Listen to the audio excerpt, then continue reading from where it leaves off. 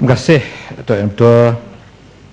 Saya juga ingin memberikan buah fikiran terhadap rang undang-undang yang telah dibahaskan dengan begitu panjang lebar hari ini, dengan pandangan-pandangan yang banyak memberikan sokongan kepada rang undang-undang ini. Saya juga berpandangan bahawa tadi saya sudah sentuh di dalam pencerahan kepada beberapa orang rakan tadi, bahawa kita memerlukan satu rang undang-undang ataupun pindaan yang lebih mantap bagi memastikan apa yang nak kita sampaikan itu sampai kepada sasaran kita. Contohnya, saya sebut tadi, kita tidak boleh membenarkan mana-mana orang atau pihak yang bercakap mengenai perkara undang-undang ini, kalau mereka bukan daripada kalangan peguam, dan juga bagi mereka yang peguam dari luar negara, mereka tidak boleh menyentuh perkara yang berkaitan dengan undang-undang Malaysia, melainkan jika mereka ini memberi pandangan dan nasihat itu FOC, free of charge, ngaitin, tanpa mengenakan sebarang fee. Kalau ada fee tak boleh. Jadi saya nak minta penjelasan apa cara, apa mekanisme kita untuk membuktikan bahawa konsultansi yang mereka berikan tidak melibatkan satu charge, ya, ataupun bayaran. Maka mereka boleh memberikan sebarang komen terhadap perkara yang terdapat dan menyentuh undang-undang di Malaysia. Jadi saya rasa agak sukar, ya, mungkin sukar, tetapi saya tidak menolak kemungkinan kerajaan ada cara ataupun pihak yang berkenaan ada cara untuk mengawal daripada perkara ini berlaku. Kalau charge yang menjadi pertimbangan, maka saya rasa kalau kita nak dapatkan suatu konteks liberalisasi yang betul-betul liberal, ya, maka apa salah kalau kita bukakan pandangan-pandangan ini daripada peguam-peguam yang daripada luar ini, ya, tak kiralah di-charge ataupun tidak di-charge, biar mereka memberikan pandangan-pandangannya. Dan kalau kita menganggap ini akan mengancam privasi para peguam kita, itu mendedahkan kita kepada suatu andaian bahawa para peguam kita tidak berkemampuan, ya, ataupun tidak sampai tahap, ya, di mana orang akan merujuk mereka untuk pandangan-pandangan yang lebih profesional. Dan saya tak rasa begitu. Saya merasakan bahawa peguam kita dengan segala pengalaman dan latihan yang ada, ya, boleh menjadi sumber rujukan dan pandangan, ya, atas perkara ini. Jadi biarkan mereka bersaing secara yang betul-betul terbuka. Kalau pula tidak mahu membuka ruang ini, maka tutuplah ruang ni. Jangan kata kalau tak ada fee boleh, kalau ada fee tak boleh, ya. Boleh bagi laluan. Ya, silakan. Sila. Terima kasih. Saya nak dapat pandangan daripada Kuala Krai bahawa untuk mendapat keadilan ini, janganlah kos ataupun bayaran terlalu tinggi hinggakan orang miskin, rakyat biasa dapat keadilan daripada sistem kehakiman ataupun timbantara yang ada. Kerana adakah setuju bahawa memfaulkan fee di mahkamah 1 hari bulan Mac 2013 ni, pihak mahkamah telah menaikkan fee memfaulkan dokumen secara sekaligus 100%. Ini membebankan. Setuju atau tidak? Harap kerajaan boleh mengkaji keputusan ini, dan kehakiman ataupun kerajaan mengkaji keputusan ini. 100% memang sangat tinggi. Ya, terima kasih Beruas atas pertanyaan tersebut. Saya menganggap kos-kos yang prohibitif ini, atau yang boleh menghalang daripada rakyat kita mengemukakan apa-apa juga saman ke ataupun membuka fail di mahkamah sebagai menghalang keadilan daripada dilaksanakan dengan lebih mudah, lebih telus. Kenaikan 100% kalau benar apa yang didakwa, dan saya yakin sebagai peguam apa yang dibangkitkan oleh Satu Mas itu adalah betul, merupakan satu perkara yang akan dipaskan ataupun macam mana diperturunkan kepada anak guam. Dan tentulah ini akan menimbulkan masalah, kerana kalau biasanya membuka fail 5,000 jadi 10,000, jadi di situ saja pun sudah menimbulkan satu kegawatan bagi mereka yang ingin mendapatkan keadilan di mahkamah kita. Jadi saya menyokong saranan Beruas tadi supaya dipertimbangkan semula. Ini kos-kos ini kita rasa ada orang mengatakan bukan ramai yang kena, hanya mereka yang terlibat di mahkamah. Jadi mungkin tak menjejaskan kita punya inflasi ke sebagainya. Tapi dari segi keadilan ianya sudah pasti akan menjejaskan anak guam mereka.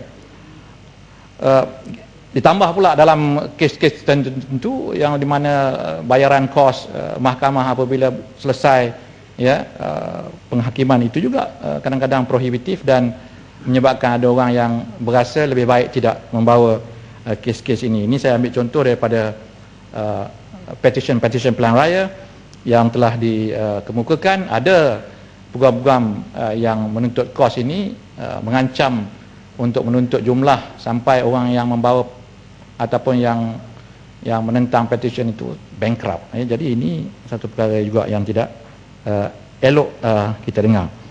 Jadi itu yang melibatkan kos. Saya harap kerajaan dapat memikirkan bagaimana sama ada nak buka terus ataupun nak tutup terus pelibatan konsultan asing dalam undang-undang ini.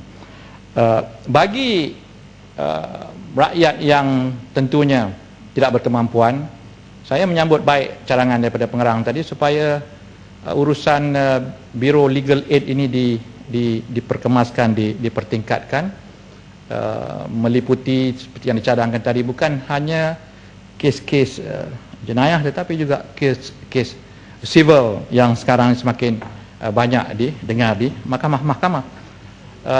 Kerana ada dua jeopardy sini, double jeopardy dengan izin bagi rakyat kita. Pertamanya, mereka tidak mampu tentang isu undang-undang ini dan kadang-kadang mudah mengalami kesan terhadap kesilapan-kesilapan ataupun penipuan-penipuan, perjanjian-perjanjian yang berat sebelah yang merugikan mereka. Contohnya itu satu kesan. Kemudian apabila mereka ingin membawa kes ini untuk tuntutan sivil, maka kos yang prohibitif tadi mungkin akan menjejaskan pula usaha mereka untuk mendapat balik apa-apa juga kehilangan-kehilangan daripada pihak-pihak yang mereka tuntut. Jadi dalam keadaan ini saya amat bersetuju supaya legal aid bureau ke ataupun pihak majlis peguam ke ataupun yang ada di dalam kerajaan, iaitu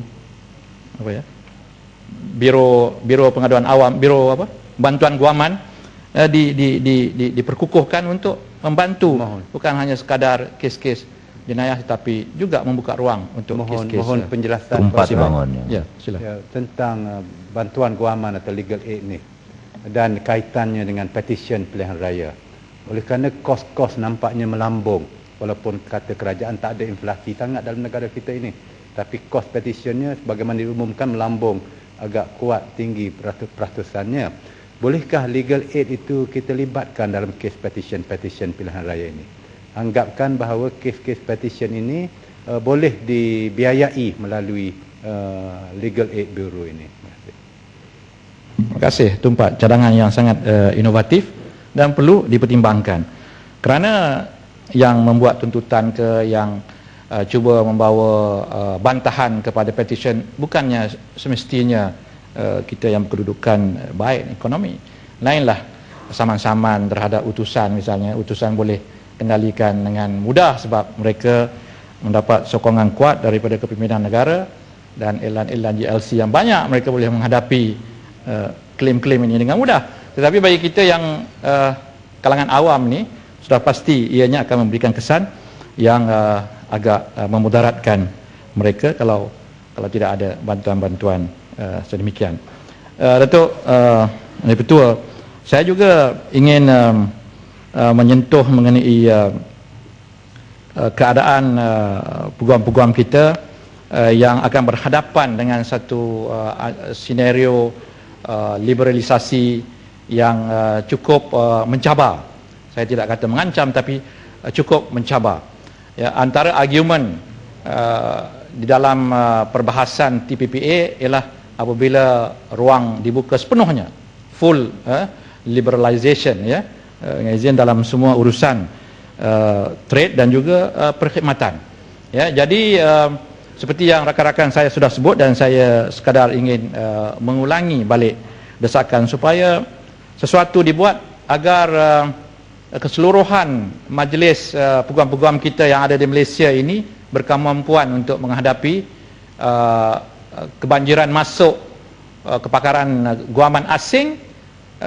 Itu yang pertama. Yang kedua, mampu untuk membawa peguam-peguam kita ini pula keluar ke negara-negara rakan dagang kita supaya dapat membuat urusan-urusan yang sama di luar negara. Artinya menambah baik hasil pendapatan mereka. Dan ini tadi saya mencelah pengerang apabila ada sedikit was-was sama ada institusi pengajian tinggi tempatan ini menghasilkan peguam-peguam yang betul-betul cukup mantap, cukup hebat, ya.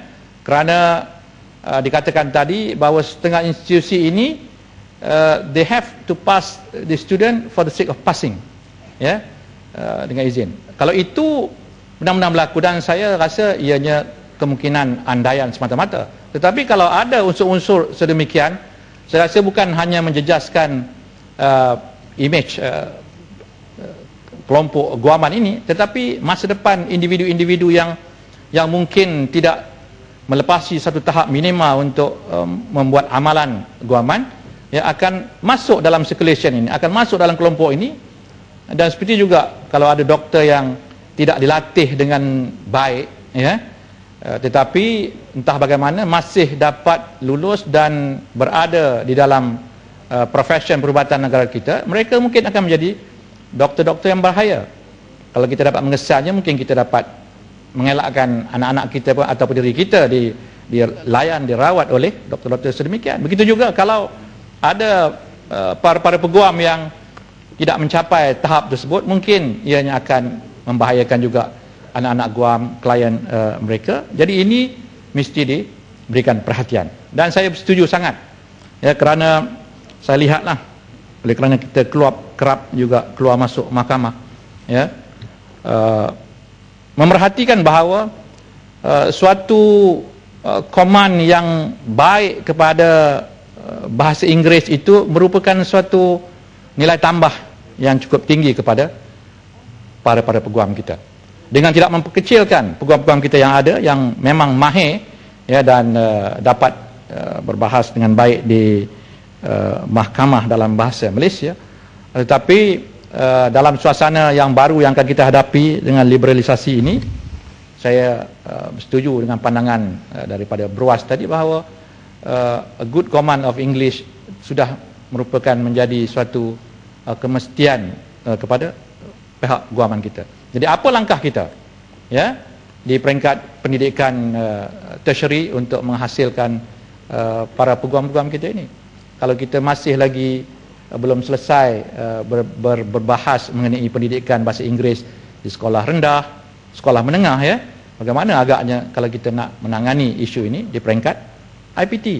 Jadi kerajaan perlu segera, kerana tindakan-tindakan yang diperlukan ini akan menghasilkan peguam-peguam, saya rasa, yang akan lebih baik boleh bersaing dengan rakan-rakan mereka daripada luar negara yang tentunya tidak akan bertolak ansur apabila berkomunikasi, ya.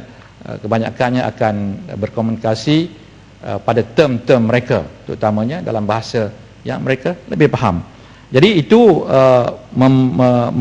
memerlukan, ya, selain daripada kita meminda untuk menguatkan profesional undang-undang ini, kita memperkasakan juga peguam tersebut supaya dapat bersaing. Dan yang akhir sekali, saya ingin merujuk sedikit apa yang ada di dalam rang undang-undang ini mengenai pihak berkuasa tata tertib, ya.